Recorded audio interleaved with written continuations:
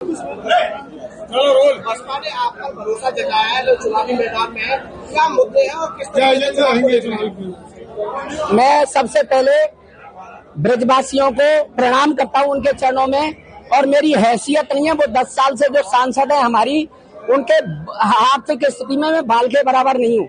लेकिन बहन कुमारी मायावती जी ने मेरे पे भरोसा 25 साल पहले 99 में, जब अटल जी की एक वोट से सरकार की थी, जब मुझे लड़ाया था तो कुछ ही 1000 वोटों से रह गया था, मैं लाखों में नहीं हारा था।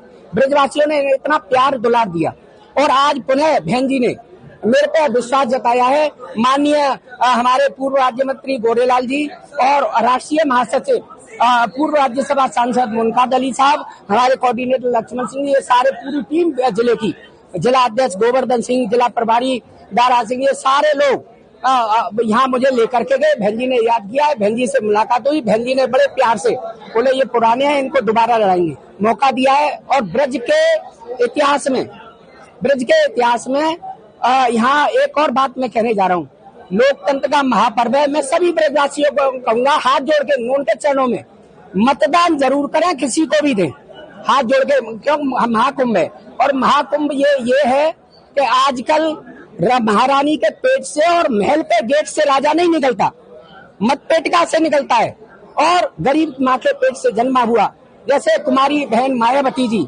और मान्यवर काशीराम जी जनप्रतिनिधि बने। मैं कह रहा हूँ योगी मोदी मुलायम सिंह जी सब गरीब माँ के पेट से, कोई राजा महल से नहीं बने। तो मेरा निवेदन ये है कि आप सब वोट जरूर डालें, उस पेटी से राजा निकलने दें, मेरा नम्र निवेदन। अब रही बात मुद्दों की, तो हम 10 साल से ब्रजवासी ठगे महसूस हो रहे थे। हमने सोचा था पहली बार में हमारे बीच इतनी प्रख्यात सांसद चुनी जा रही है जो पूरा ब्रज का विकास कर देगी अपने प्रभाव से। न यमुना शुद्धि का वादा किया, बंदरों की मुक्ति का वादा किया, यातायात और भ्रष्टाचार मुक्त प्रशासन मथुरा में देने का वादा किया, और महिलाओं के लिए उन्होंने क्या क्या घोषणा पत्र दिए थे, ब्रजवासियों ने उन्हें भारी बहुमत से जिताया। उसके बाद मैं तो कहता हूँ उनके साथ जो चले गए राष्ट्रीय अध्यक्ष लोकदल के जयंत चौधरी तक को ब्रजवासियों से नकार के हेमा जी को जिताया, लेकिन वो अपने वायदों पर खरी नहीं उतरी। दोबारा से जब आक्रोश का सामना हुआ तो मुख्यमंत्री की सभा में बोली, हेमा मालिनी जी बोली कि आखिरी बार मुझे दे दो, अगली बार चुनाव नहीं लड़ूंगी। तो ब्रजवासियों ने कहा आखिरी बार है, ये आपके वायदा पूरा करके जाएंगी, आगे लड़ेंगी नहीं, दोबारा जिता दिया। लेकिन अब तीसरी बार आ गई हैं, और इन्होंने बीजेपी के ही बड़े बड़े नेताओं को धोखा दे दिया, क्योंकि जब मंच से इन्होंने ये बात कही ना कि मैं नहीं लड़ूंगी, तो सारे लोग अपने क्षेत्र में तैयारी कर रहे थे कि आपके हम लड़ेंगे, और ये तिवारा आ गई, उनके सपने चकनाचूर कर दिए। ये बाहरी लोग अपने प्रभाव से टिकट तो ले आते हैं और जीत के चले जाते हैं, इनको ब्रजवासी की सेवा का समय ही नहीं है। यमुना शुद्ध कहने की बात कही थी कि यमुना शुद्ध हो गई, आप लोगों ने पूछा, मैंने इंटरव्यू देखा तो उसमें इन्होंने कहा 14 में से 20 नाले मैंने बंद कर दिए। बताइए कौन सा गलत है? 14 में से 20 नाले बंद हो गए, तो फिर यमुना शुद्ध हो गई होगी जब 20 नाले बंद हो गए। तो आरोप का कैंट के प्रचार में दिखती है, यमुना पे चलो बैठ के एक लोटा जल आप लो, यमुना जल एक में लूंगा। हमारे यहाँ आज भी आस्था है, उसी यमुना जल से ठाकुर जी की रसोई बनती है मंदिर में, उसी और जिसको ये आचमन करे ना, मेरी आपसे निवेदन, मेरी बात वहां तक पहुंचाइए हेमा जी तक कि आप आइए, मैं भी प्रत्याशी, आप भी आमने सामने लड़ रहे हैं। पहले यमुना जल शुद्ध हो गया तो 1 लोटा मैं तो आस्था में पीऊंगा, आप भी पी के दिखाइए अगर यमुना शुद्ध है तो। दूसरी बात, यातायात जाम रहता है, यातायात की कोई व्यवस्था नहीं है। और सबसे बड़ी बात, 2014 से 19 के बीच में जो हर हारे हुए जीते हुए को 5 करोड़ रुपया सांसद निधि मिलती है, इन्होंने केवल 15 करोड़ ही निकाले। 10 करोड़ सरकार के खाते में लैप्स हो गए, जो ब्रजवासियों की सेवा में आते वो लैप्स हो गए। 15 करोड़ में भी केवल 80% यूज हुई, 20% उसमें भी चली गई धनराशि वापस। आप बताइए, ये सांसद निधि को आवंटित करने का समय नहीं है, इन पे आवंटित करने का। और योजनाओं की बात छोड़ो, तो ये मैं निवेदन करना चाहता हूँ आपसे, तो इन पे समय का अभाव है और ब्रजवासी ठगासा महसूस करते हैं इनको प्रत्याशी पा करके। अब के सबको देखा बार बार, अब के अपने भाई को ब्रजवासी हूँ, बाहरी नहीं हूँ, आपसे कोई धोखा नहीं करूंगा, आपके बीच में ही रहूंगा मैं।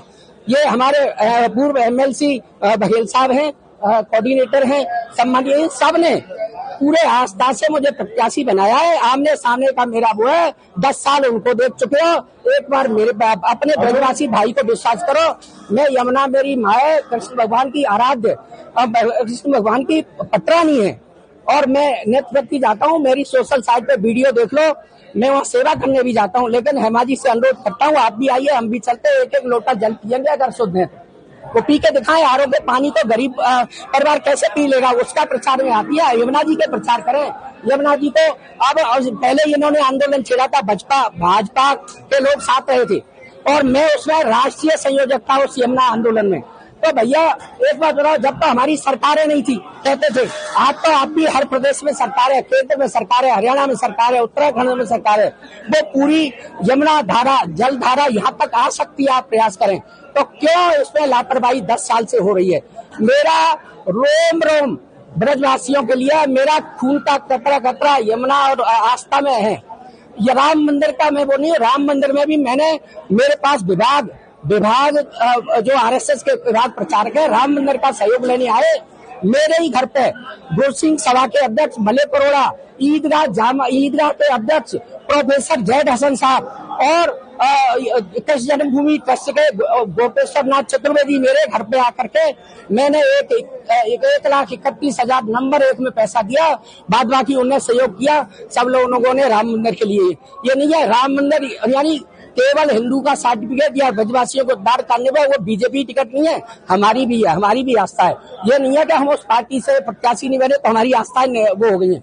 हमारी आस्था है, हम सर्वधर्म और सर्वजन हिताय सर्वजन सुखाय में विश्वास करने वाले लोग हैं।